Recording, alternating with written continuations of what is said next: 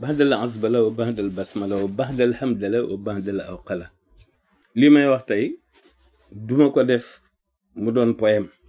ndax faram fàcc yi ci biir duma ci yem. yàlla yonent bi Cheikh Ahmadou Bamba Xaadimu Rasul imaanan wa islaaman wa ihsaanan bi yàlla doone yàlla yonent bi doon gën ji ci mbindeef Sëriñ Tuubaa doon ki mu doon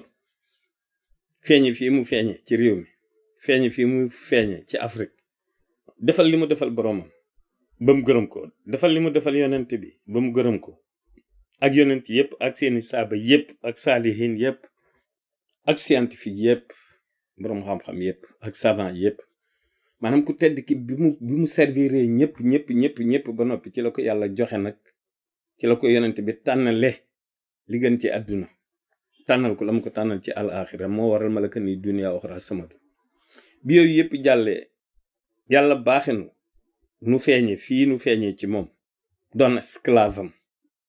amuñu genn jublu amuñu genn bëgg lu dul moom bàyyi ko dafa bàyyi ko jàlb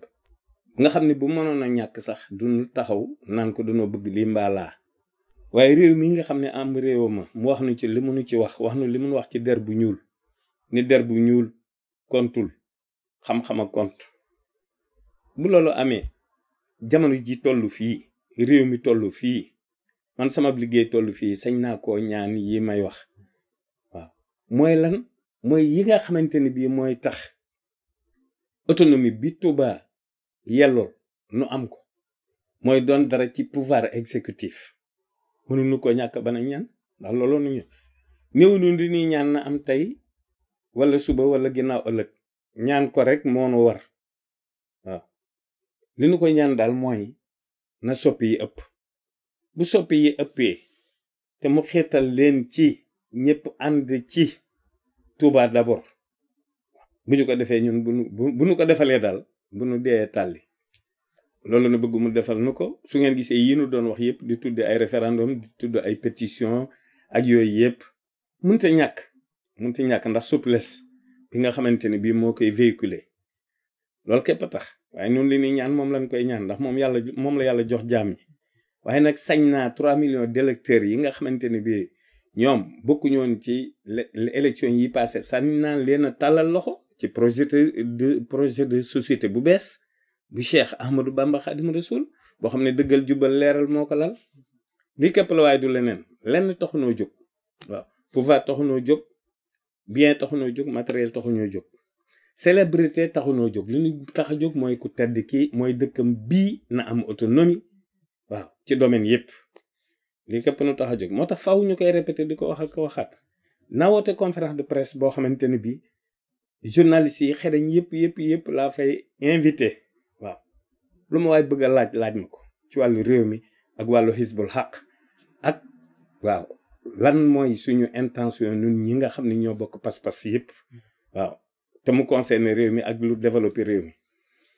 lii moom en la kulli xaalin fu nu toll dañ koy takkaraar di ko wax ak waxaat